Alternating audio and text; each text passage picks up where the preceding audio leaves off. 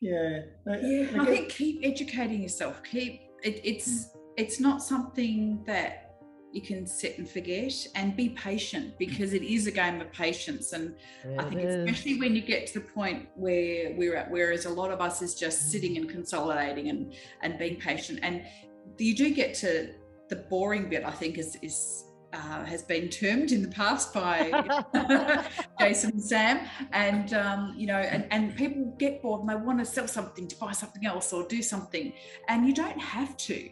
You're listening to Property Investor Tales, stories from the front yard. Here's your host, Tabitha Bright. Hello and welcome to Property Investor Tales, stories from the front yard, where I get to speak to property investors from around Australia about their investing journey. My name's Tabitha Bright and I'm the head of coaching here at Positive Real Estate, where we help people build wealth through property. With over 8,000 clients across Australia and New Zealand, there are some incredible stories to tell, which hopefully make your investing journey that little bit easier and will inspire you along the way.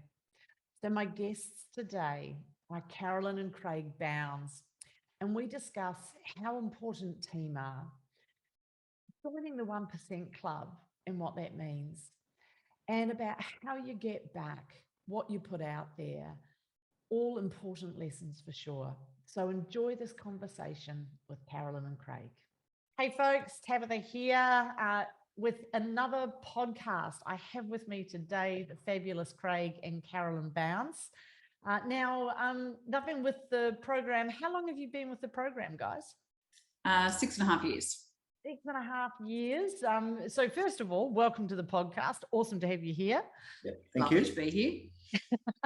And we're going to discuss a little bit of your investing journey, because Carolyn, when we were chatting before, out of recording, of course, the best stories always come when you're not recording. You were saying that you were a real skeptic in particular. Tell me a little bit about that. Oh, yeah. I was super skeptical about this whole thing. We were in the process of upending our lives because Craig had just got a new job in Sydney and we were about to move all our family over there. And he'd been talking, as you do when you're in your 40s, you start talking about what, when you'd like to retire and what you'd like to do and how you're going to fund said retirement. Yep. And Craig said he'd like to look at investing in real estate. And I we have some friends who've been hugely successful in residential and commercial property, self-taught, and, perfectly situated, good luck, stories in there. But we also, people who, lost lots of money as well. And we weren't in a position where we could afford to take massive risks. So Craig said he'd been to this property investment night in Melbourne while he was contract working over there, and he'd met this person and he thought it might be really good. Let's look at that. And I'm going, scam, it's going to be terrible. So we sort of got to the point, he's still sort of like working on me in the side, and we went to a grand final barbecue with some friends. And as happens when you had a few drinks, you start to talk about all kinds of weird and wonderful things. And we got talking about investing in real estate. And Craig said he'd been to an investment night and looked really good. And it was like kind of a one-stop shop. They had everything was there. And our friend said, oh yeah, we're doing that. And we're doing it with this bunch called Positive Real Estate. And Craig goes, that's who I've been talking to. We're talking to Karen, she's wonderful. And I had known the husband of this couple since we were like 18 and 19 at university. And it meant that because I've known him for, at that point, about 25 years, and I knew that he was very intelligent, but also quite conservative, that if he was happy with Positive Real Estate, then it enabled me to go in with a more open frame of mind, so that when I did meet Karen in Sydney a few months later, I did have an open frame of mind and I really clicked with her. And I think one of the things with PRE and anything that you've got to coach with, you've really got to click with that coach. And there were other coaches in Sydney at the time who were perfectly nice people, but if they had been who I've been introduced to, we wouldn't be on this journey, because they weren't the kind of person that was going to work that I really clicked with. Yeah, that's a really interesting point you bring up. And sometimes it is the case. Like I have had clients, I mean, personally, I've had clients that have said to me, oh, look, you know, thanks so much, but can we change coaches to XYZ? Like, and as a coach, you can't take that too much. I mean, the first time stings. Yes. No one likes rejection, right? But, you know, we're all unique individuals, as you know. I talk a lot and I talk fast. You and I are probably quite similar. Great. Well, I hand the mic to you in a second, Craig. And you know, and that's not for everyone, right? Sometimes you need people at a different pace. You might want, you know, you might want female, you might want male, you might want an age group, you might want a certain style of investment experience. And so it is really important. And I just wanted to highlight that because I think for anyone out there that is looking at coaches, like Positive have, I think there's a team of 10 or 11 coaches nationally, and everyone's very different. So always sing out if what the company offers is of interest, but the person you've met isn't quite clicking with you, just sing out. You can reach out to myself and the team. I know, Carolyn, because I joined as a client initially back in the days, and I remember my mum, I was so proud of myself. I was getting all this education and I was telling my mum about it. I was in my 30s. I was just telling my mum about it. And she says to me, have you joined a cult? I said, what are you talking about? She goes, you haven't given them money, have you? You've joined a cult. And I was like, Mum, for goodness sake. It was that Kiwis are very skeptical, I think, as a people. They have a healthy skepticism, and it was that coming out. And I don't think it hurts to be skeptical. I mean, one of the things that we love most about Power is on the fact we've got a fabulous coach, and Karen's become a friend as well as our coach. And on a couple of occasions, you know, you hit this wall going, not sure what to do next. What's our next, you know? You know, when the market stops moving and you think, okay, you've got all these plans in place and then suddenly it all gets stymied, you know, what can we do to, you know, get out of this or better places for the future? And she's always been, you know, wonderful about responding to, you know, crises. Yeah. Craig, it looks like you want to say something. I think I'll get a few words in here, won't I?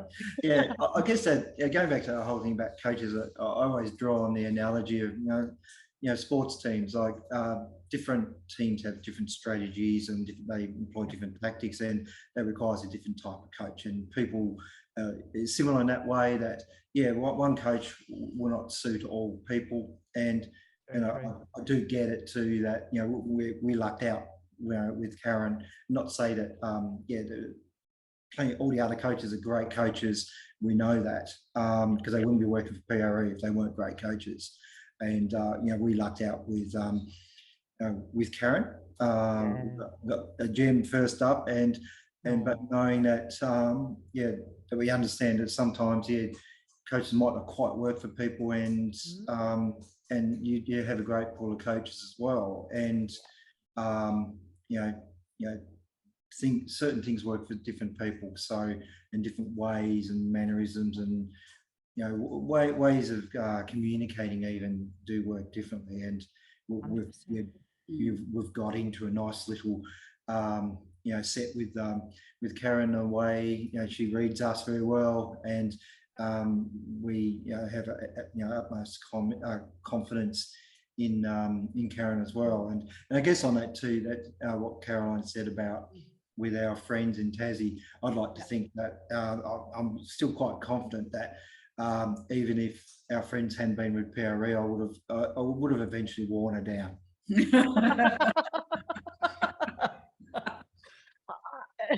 Yeah, I don't know if I'm that confident. We jest. It might take a bit longer. It would have taken a bit longer, but I had a certain desire. You know, I wanted to, I guess these might come in questions later, but I had, I wanted to kind of set ourselves up for the future, and I knew at that time in going along to the PRE events that needed some a lot of expertise and someone to guide us through, and that's, I think that's important learning too. It's something that you're not alone, and got heaps of experts. There's heaps of help along the way, and no questions too silly, really. 100%. So, and ask questions, ask lots of questions. And I think the thing that I really like about it is that we sort of set up our goals and our, hopeful time frame, what we want to achieve in certain times. And I know that there have been other clients who've, gone great guns and put their pedal to the metal and gone straight through and wanted to keep on going. And the coaches go, no, okay, you need to stop there. You need to just stop and sit and get everything consolidated before you move forward. And I really like the fact that they're there to guide you and to not let you get too carried away, and to make sure that what you're looking at fits in with what your ultimate goal is and where you're aiming to head. I really like, there's always ongoing education. There's podcasts, there's that are long and short. You've got the ongoing education each fortnight. When face-to-face with the thing, you could do face-to-face, and I'll assume that will come back at some point in the future in some format once we're getting there slowly. Subside a little bit more. So I think there's lots of options there. There's lots of books. There's lots of different ways to educate, which I think caters to lots of people's ways that they like to be educated, because some people like to listen, some people like to read, some people like to do, and the fact there's all these different options I think is wonderful. And I love the fact that it's a one-stop shop from the point of view that you've got contacts for mortgage brokers and conveyancers. And I mean, the conveyancer we've used for almost all our PRE stuff we use for our personal property, and all the tips and tricks and things that we had learned in our first year and a half or so with PRE, we used when it came to buying our own PPR in Sydney, which was part of our longer term investment strategy, because we're not going to stay there. We're not going to live there permanently and retire there. It's not part of our plan, but we didn't want to be wasting an awful lot of money each month on rent. We would rather, because we could find a house that wasn't the perfect house, but it would do, and it had lots of opportunity to value add, and the mortgage was the same as our rent. So at least we're putting money into ourselves rather than into money. So that's all sort of CGT, free while you're living in it. So that's right. Yes, yep.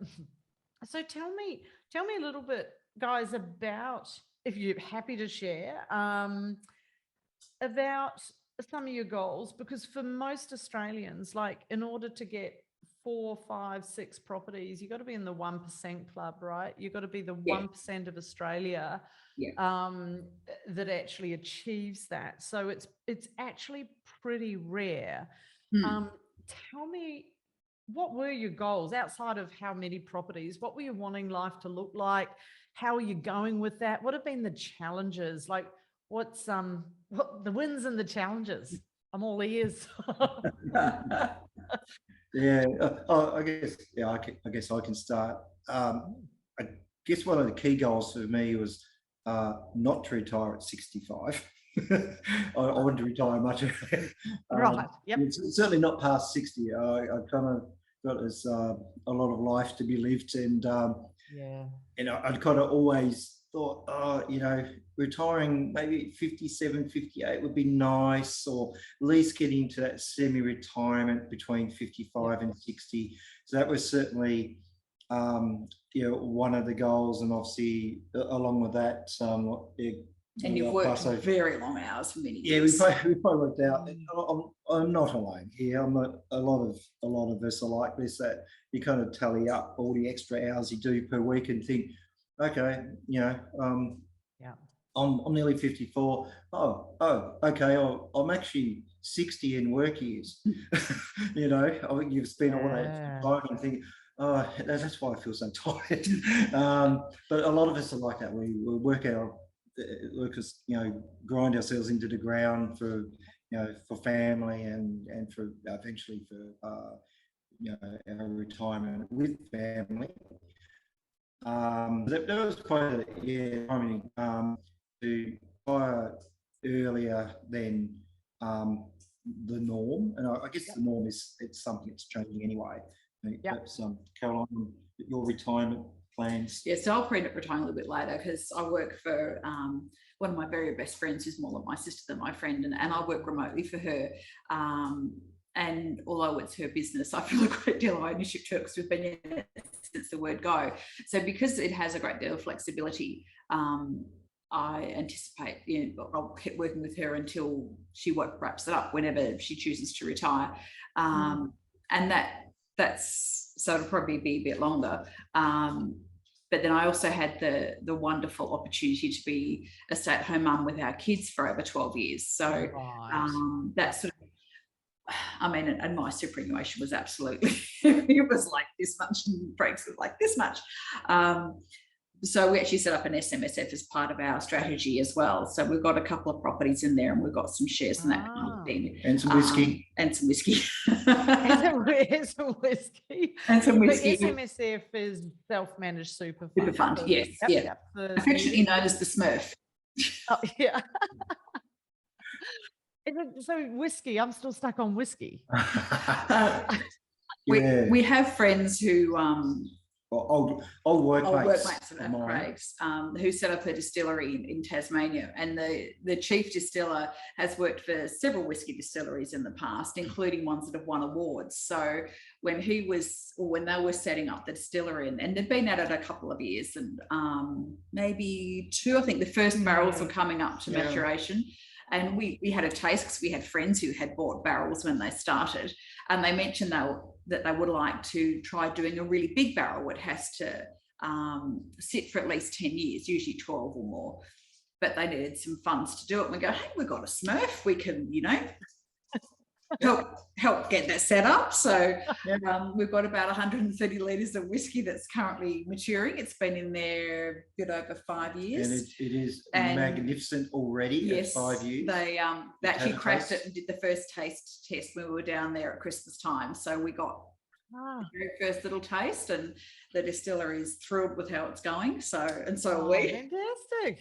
Yeah. So we'll end up when it's maturation or obviously bottle up, give away a bit. We have to sell some. We've got to make some money on it too. We'll sell some. We'll keep some. Some of them may end up at PRE, I reckon. Certain people. I know favourite people. Yeah, so that was a nice little something a little bit different that we toyed with and thought, it kind of raises the eyebrows. People, what do you mean, whiskey? I think particularly after there was a distiller that went belly up that took quite a lot of money with them, which put some people out. And that had been very poor. I think because we actually know these people personally, it made it a bit of a difference. Yeah. Oh, it's exciting. And so you've got, as well as we'll call it a more speculative investment, you've also backed that with some good solid investment. You've got two properties inside. We've got two properties in our SMSF. We've got awesome. One at the Duke, which is right opposite the Gabba. We can watch into the Gabba from the rooftop, which is fairly fabulous. Wow. Yeah. And we've got one in Sunshine North in Victoria.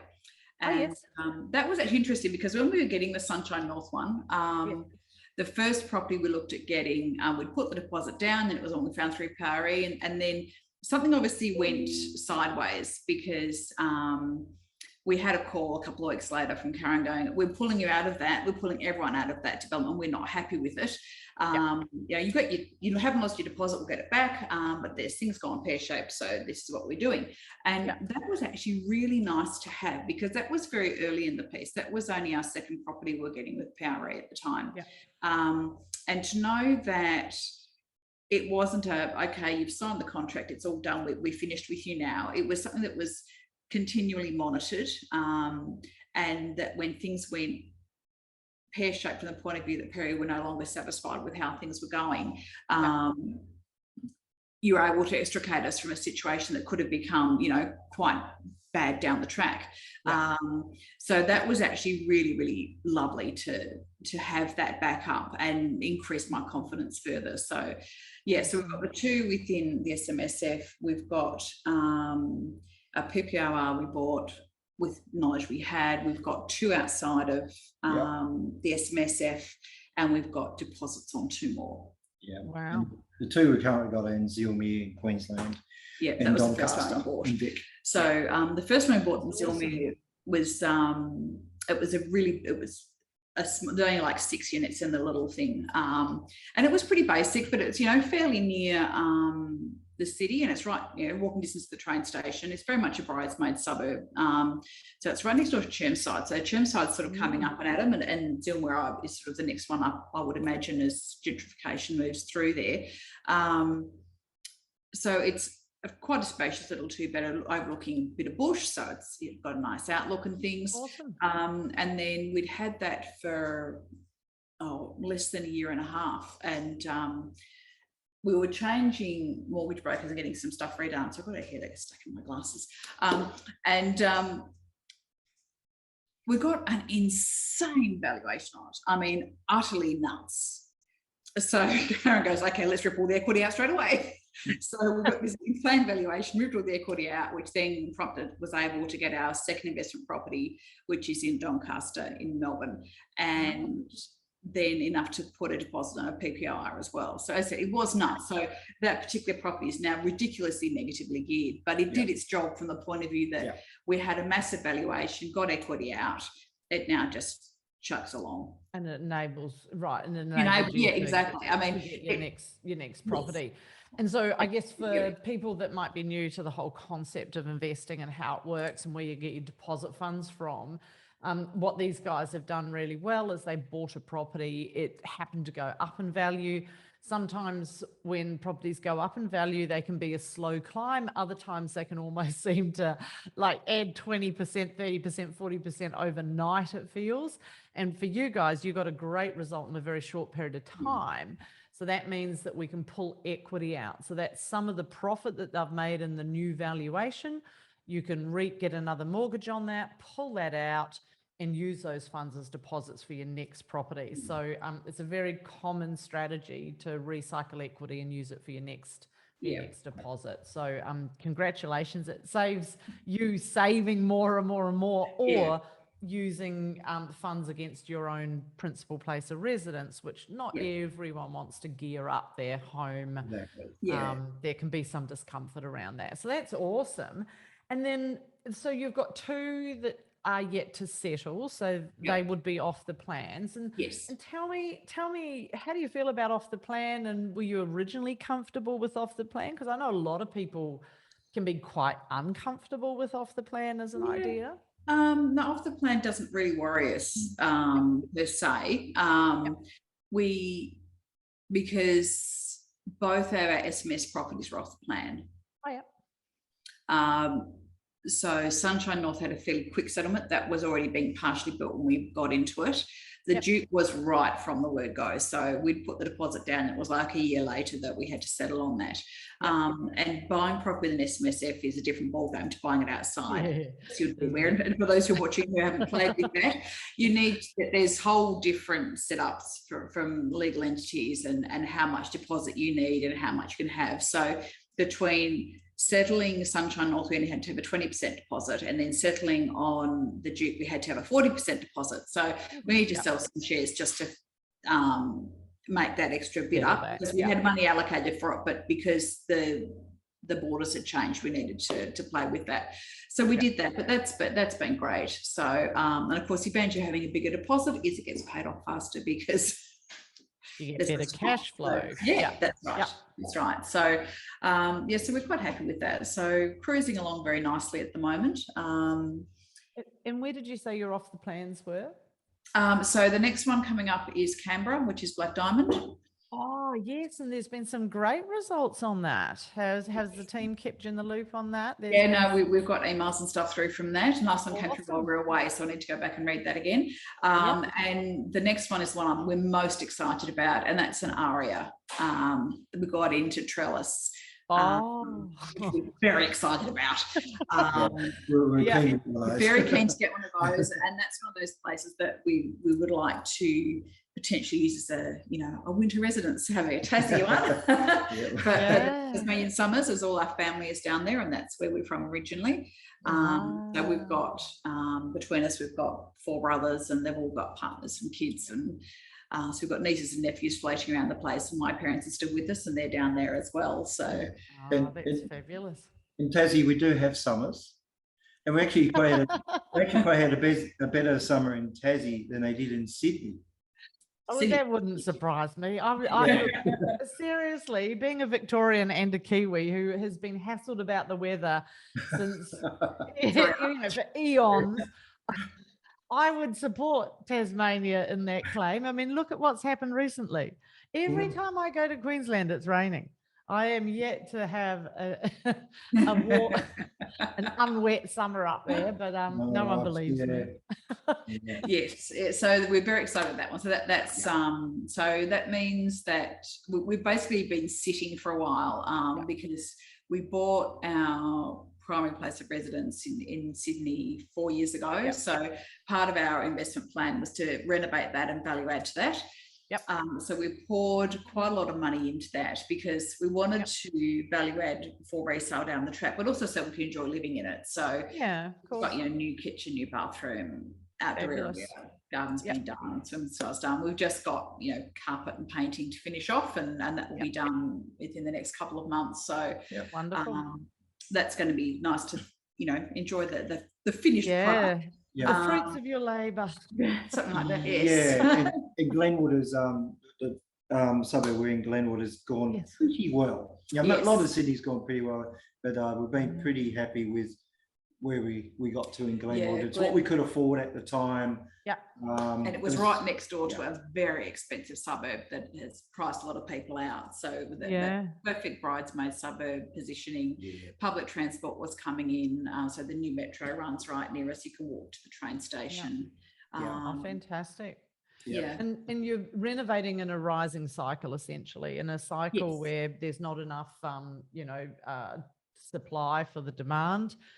Which of course is the perfect time to renovate because it's like just takes off. So because when we bought at the very top of the last cycle, and it was like parts of Sydney were going, oh, you've lost 20%. I said, well, no, there was maybe 2% downturn, which just simply meant that as we put the kitchen, the original plan being like, okay, we'll do the kitchen because the kitchen was terrible. I swear it was the worst kitchen in the entire suburb. So we'll do the kitchen and then we can rip some equity out and do the next bit. And the next bit, and of course, that didn't actually happen because the housing cycle went down and the banking loaning cycle decided to have its tighten up, which of course it does periodically. So it was kind of the perfect storm of not getting everything done we wanted to get done as fast as we wanted to. So it's taken a bit longer, but that's okay. Yeah. Oh, well, congratulations. And it'll be interesting to get a valuation once you're done. We had it when we actually had a market valuation done just a few weeks ago. And that's... You were happy? Oh, very happy. I had an estimate from watching the market what I thought it was going to be, and I was pretty much bang on. So awesome. It's a nice feeling when you feel like you really have the market dialed as well, when what you're thinking it is reflected in the valuation. That's always nice. And as most property investors do, you tend to, realestate.com's on speed dial and your favorites and your browsers. So you tend to look at the areas that you invest in and see what they're doing on a regular basis and just touch base with them. So I'm also addicted to SQM research. I'm always tracking the vacancy rates to know when I can get my rents up, and usually, as we know, the tight vacancy rates will preclude some capital growth, so that's exciting. And then what sort of challenges have you had? Have you had many challenges, or you guys have had a pretty straightforward? The biggest challenge has been watching all these fabulous properties be offered to go, we can't afford that, we can't afford that, we can't afford that. Can we have that one, that one, that one, that one, that one, and that one? I'm just like this. When Sam presents every mentoring, I'm just like, la, la, la. It's got a nice to have challenge, I want. But I guess the start, the last 2 and a bit years has been a bit interesting, but it probably hasn't been so much a challenge for us, but it's a challenge for our tenants. And we just took the stand that we're just going to keep people doing it tough. we wanted to be as generous as possible, you know, without shooting ourselves. Yeah, without shooting ourselves in the foot, but we're able to do that and, you know, keep rents flat. Yeah. We gave some pretty generous discounts for So, some people. Yeah, but they were good tenants. So, and we want to, there was no need for us to do anything more than that. And so, okay, we'll drop it down a bit. And we were quite proactive. As soon as COVID hit, we sort of said to reach out to our private and said, look, if any of our tenants are having issues, please let us know. Don't wait for them to come to you, touch base and say, you know, things are going wrong. We want to know up front. And the first one, she came back and sort of said, my rent's this much, I can afford to pay this much. And we said, well, don't, you know, cut yourself too short, make sure you got enough for food each week. So we sort of knocked another like $25 a week off, so that to try and ease that, which we're very happy to do. And that was, you know, all our we had one that didn't request anything, and that was fine. But the other three we were happy to negotiate with. And as we come and go, going, yep, no, we can up a little bit more now. We've got this much back. So we were happy to negotiate through that. And only one tenant elected to leave further down the track. The others have all stayed, which has been really nice. So, that's good. But we understand too. We're fortunate to be able to be in a position to do it, because not everyone's in that position. No, that's right. You know, we were lucky that our jobs weren't affected by COVID. We were both very fortunate in that regard. But it's certainly understandable. There are plenty of others that, you know, doing a lot tougher, done a lot tougher than us. Be it, you know, landlords and tenants as well. There's been quite a few challenges, but fortunately we've been okay there. And I guess with you know, some challenges can be, you know, real estate agents, but ours have been, our property managers have been marvellous. And the one time we did have issues, ironically, one of our other managers had reached out to us, said, look, are you okay with this one? So we've had some people who've been having some problems with that one now. Well, at the moment we're fine. And then the following week we did have an issue, and you know, they just didn't return our calls. Now, I know people get busy, and I'm happy to give, you know, 24 to 48 hours. But if I'm not hearing that, and I've sent off, you know, a phone call and a text message and email, and I'm not getting a response back, then I'm not going to maintain with that. So, so we just changed our property manager to one we already use, which is one of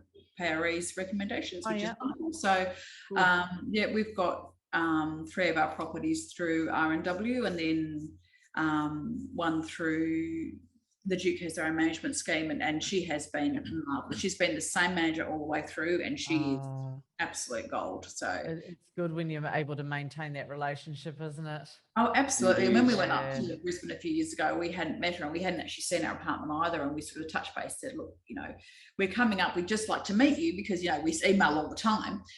So we rocked up with, you know, a nice bottle of bubbles and a thanks very much. And it was heading towards Christmas. So that was really nice for our touch base. And she was able to arrange with the tenants for us to have a quick squeeze around the apartment as well. So that was really nice to be able to see not only the amenities of the complex, but actually see, you know, our place. So that was really nice. What I'm seeing from you guys is a focus on relationships and building relationships. Very much so. And I think, and I want to highlight this because I'm looking for the lessons and the stories that you're telling me. And so I'm a big believer in this myself, and I know you were about to say something, Craig. I'll just chip in really quickly here. That's right. Yeah. And just highlight this for everyone, because I mean, I've had, like yourselves, property managers. One lot I had for about 12 years, I think, the same property manager, which was phenomenal. And every year I would send them something, and there was never anything too big or too small that they wouldn't do for me. And, you know, through COVID, they were very proactive managing the tenants, like yourselves, where you can assist, because we had property in Bateman's Bay where the fires went through. So we had tenants not only COVID impacted, but fire affected, and you know, with some trauma with the community. So Our tenants were very good because the property manager was so adept at managing them, at just saying what they needed, but not being silly about it either. There was a real give and take that I felt. When you've got good team and you foster those relationships, it pays so many dividends over the long run. It's, the money you spend changing managements and lease fees and tenants and, you manage a good team. Exactly. And I think relationships are everything. I think particularly when you've got properties that are interstate from where you are, you need to trust your management. You need to be able to ring up, pick up and go, this is happening, I'm a bit concerned, what's going on? Or have them pick up the phone to you and go, this is happening, this is what we need to do. Or, this law has changed in Victoria or Brisbane or whatever, we need to do this now. Yeah, we can arrange this for you. This is what it's going to cost. This is when it's going to happen. Awesome. Go forth and then do it. And I think having that, I think for us, relationships are important in every part of our life and how we do things. And that's how we do things. And I think that by fostering those relationships, yes, it takes time and effort, but in the long run, it pays dividends, and not just from a personal perspective and creating new friendships and things. But if you get stuck with something, there's options of places to turn and people who are willing to help. And I think if you've helped people, they're happy to reciprocate or know that they can call upon you if you need help down the track. Yeah, no, absolutely. What were you going to say earlier, Craig? Oh, yeah, it's probably just a couple, and I'll probably just add to that relationship thing as, mentioned before about relationship with the tenants. I guess different people will deal with tenants in different ways, and, some people, and there's no right or wrong way as long as, it's respectful to the tenant. But, some people, it's an income coming in. They let the agent, let the manager worry about the tenant relationship. But I think in all things we do with our, we don't know the tenants on a personal basis, but we always put ourselves, okay, how would we feel in that situation? I think it's really important that the all-round relationship. You have great tenants, happy tenants. It's a good overall great arrangement for everyone wins. We've had one poor tenant, so we had bent her backwards when they asked for help, and that was great. Then they turned around and were very abusive to our property manager, which we were really quite unhappy about. So then when they said they wanted to break their lease, we said, yep, that's fine, but you just need to be aware if you're breaking the lease, you'll be responsible for the rent until someone else comes in. So we strongly suggest that, you liaise with the agent to have open homes and minimise that crossover. But that was the only one we were sort of being fairly happy to see the back of. In fact, the people that took over was a young married couple who'd had trouble getting a rental because they didn't have a rental history. They'd both left their parents' homes to get married. And we go, let's give them a go. We were in that position once upon a time, and it's nice to be able to do that. It is. I remember arriving in Australia and having to start with no credit history and no anything. I remember we had no debt. Could evidence we were saving like a decent amount each month. We were young. We didn't have a lot behind us. We both had good paid employment, and I couldn't get I couldn't hire a fridge because I didn't. You know what the thing was? I didn't have a credit card. No, because I didn't believe in debt at the time. This was when I was really young and stupid. So I didn't believe in debt. I saved everything instead of had credit cards. And so I had to go and get a credit card so I could borrow money, hire a fridge. And of course, credit cards are one of the worst things to have. And that's one thing that we were very glad to cut up our last card. Yeah, we're keeping a little plastic container in our study desk so we could kind of rattle. As we cut it up, we'd sit down and the picture, we just put another one up. Sorry, you go, Craig. Oh, so I was just about to say, on that challenges piece, that said that we haven't had any, great challenges, but obviously we do have one we're facing at the moment because, as I think Carol mentioned, I've been made redundant at the end of April. So So as you do, we took it out on the travel industry and went to Hawaii. National person in Hawaii. But no, that's a bit of that's going to be a challenge for us. Obviously looking for new adventures, etc. But obviously there's a challenge there because we do have property coming up. So I had made a mental note of that. Yeah. Yes, I was like, that could be the challenge. And I said to Craig, we have to let one go. We'll let in Canberra because we want Maria. Yeah, so that's a challenge for us at the moment. And I hope it work out, but maybe it won't. But it's not going to be the end of the world if it doesn't. We have someone who gleefully take that for hands. Yes, and I think that's the other positive with Perry, that we know that there have been times where things like this have happened to other clients, and we know that if we can't complete, Perry will do their utmost to find someone who can take that over. And because of relationships that Perry have with the developers and the builders, it's likely that they can do that without us losing our deposit. And worst case scenario, if it does happen, and it'd be disappointing if it happens, but we hope it won't come to that. But it's one thing that sort of I'm not hugely concerned about from that point of view. And we have a great relationship with our mortgage broker, who we were introduced to through Karen, and we've worked with him with his company over the last couple of years quite closely, and recommended him to us as well. So it's been super. Yeah, well, it's an interesting challenge to bring up, because it is one of the concerns people have, right, around off the plan. And if you don't mind if I wax lyrical for a second for people, go for it. So just highlight the lesson here. And so what happens with off the plan, for those of you that aren't familiar, is you put down a deposit. Usually it's a 10% deposit, can sometimes be a 5%. So you put down a deposit, and then if at the end of the 1 or 2 years or whatever time frame the development is built in, if at that time your situation changes, and people's situations do change. I've had people get pregnant and lose an income. I've had people, obviously, redundancy, health issues. There can be any manner of reasons why people's situations change, and often completely outside their control. And so the risk is that you can lose your 10% deposit. So if you've bought something for, say, 700,000 and you've put 70 grand down, you don't want to lose that 70 grand.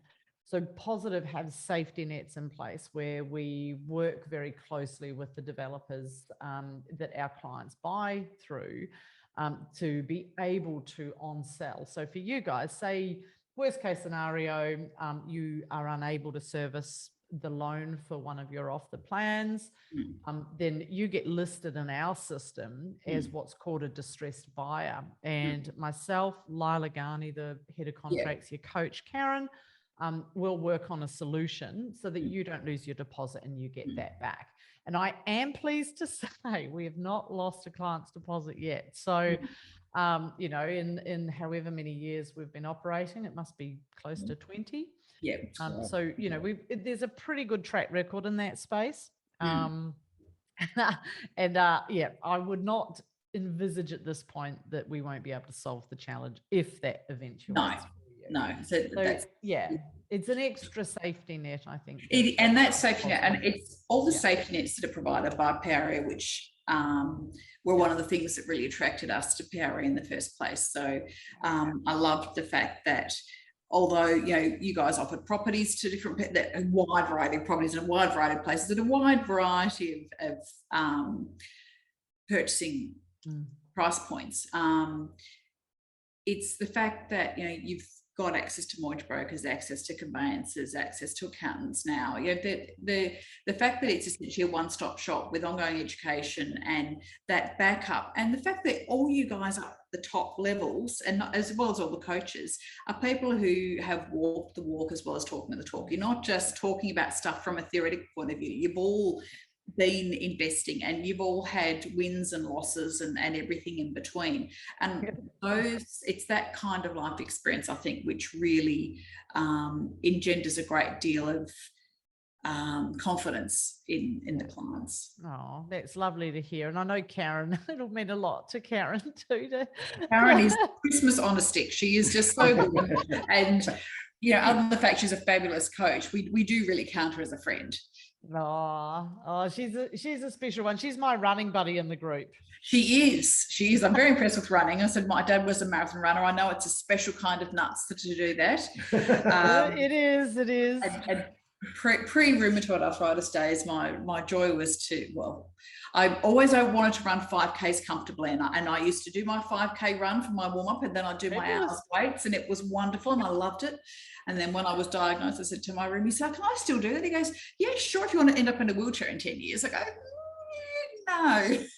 So the running went by the wayside, and the weights went by the wayside, and now it's more lots of swimming and Pilates and yoga type stuff instead. So and not quite as slim, trim, taut and terrific as we used to be, but that's okay. We'll get older. Nothing wrong with curves. No, I said it's good he must like curves because he's got plenty of them from me. You guys are funny.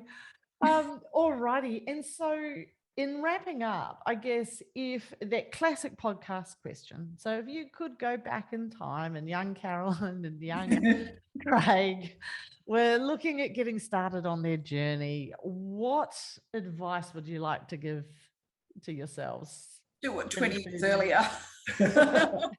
As early back as you want to go. I think if with the information we had now, we should have done it many years ago. Let's say 20 years ago when there's a fledgling company started up. 100%. Yeah. But I just look at some of the younger clients coming through and think, oh, you guys, they are set. You're set. You've got it. You're in a good space. Good on you. Well done. Wish we had it on it. About the same age as you guys. Been thinking that way. Yeah. And I hope that our kids have watched what we do. And they go, "I want to be able to afford to buy." I said, "Well, yeah," and there's things like that come up, like property circles, which are where friends or even people who don't know each other put in, pool money to get a deposit to put in something together, and things like opportunities like that, which people don't think about, which is getting into property outside of the box, to help our kids move forward and things. But I think keep educating yourself. It's not something that you can sit and forget, and be patient, because it is a game of patience. And I think especially when you get to the point where we're at, whereas a lot of us is just sitting and consolidating and being patient, and you do get to the boring bit, I think has been termed in the past by Jason and Sam, and and people get bored and they want to sell something to buy something else or do something, and you don't have to. It's a matter of buying well and only ever strategically selling, I think was how we might have slightly tweaked Jason's little saying. Because a good property will stand the test of time. It just needs to sit there and gently chug away. I guess the other key thing is to don't put off setting your goals until you're 40. And don't be afraid to amend your goals.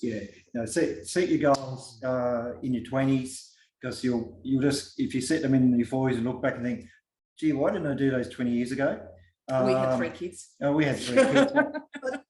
Kids can be your goals. So you've got all those life, you can kind of plan it out a bit. But I think, having never leave it too late to really set your goals, for your next 30 to 40 years of your potentially working life. You can definitely leave it a lot later than what you would have liked to, when you look back and think, oh geez, as we said, I wish we had have done this 20 years ago. Mid-40s. Even we've done it 5 years prior. In some way, your circumstances are different, at different stages in your life, but it certainly helps to have goals and have some reasonable goals and some stretch goals. You really challenge yourself, and if you don't quite get there, no, that's fine. You've kind of stretched out to that one you haven't quite got there. Okay, that's, what do I need to do? Have a rethink, reset. What do I need to do to see if I can get a little bit closer to that stretch goal next time around? And find your team, find your tribe, develop those relationships. So true, isn't it? Yeah, it really is. Oh, you guys have been awesome. Well, thank you. Thank you for sharing and being such open books today. That was awesome. Yeah, and no doubt, I mean, you're Sydney, I'm Melbourne, but I'm sure as borders, or not borders are open, but you know what I mean, as we all start, as positive real estate coaching borders are open, we start doing face-to-faces a little bit more and travel. It'd be lovely to see you guys in person. And how long are you in Melbourne for? Because I know you're in Melbourne at the moment. Yeah, we're in Melbourne at the moment. We just here till Sunday. So we had come down to spend lots of time with our son, but he tested positive to COVID this morning. So we won't be able to see him again. We're here till Sunday, COVID willing. Yes. Maybe a bit longer. And our dear friend who's putting us up will be totally sick of us if one of us tests positive to COVID in the next 5 days. Well, fingers crossed for you, and I'm sure you'll. I'm sure you'll. And we'll be back because we're like visiting our family. They're good. We'll do sing out because we will do a coffee and stuff. Sounds wonderful. Sounds great. Yeah. Awesome. Really appreciate your time, Tab. Thank you very much, so much. Tab. Hey, thanks for listening to Property Investor Tales. Remember to subscribe so you get notified every time a new episode drops. As you can guess, I love hearing people's property investor tales. So if you'd like to share yours, then please get in touch with me via email at propertyinvestortales@positivementor.com.au. We would also love your feedback, and I would appreciate a 5-star review over on Apple Podcasts or Spotify. Remember, you can watch all of these podcasts over on YouTube at Positive Mentor or at positivementor.com.au. Until then, take care, happy investing, and bye for now.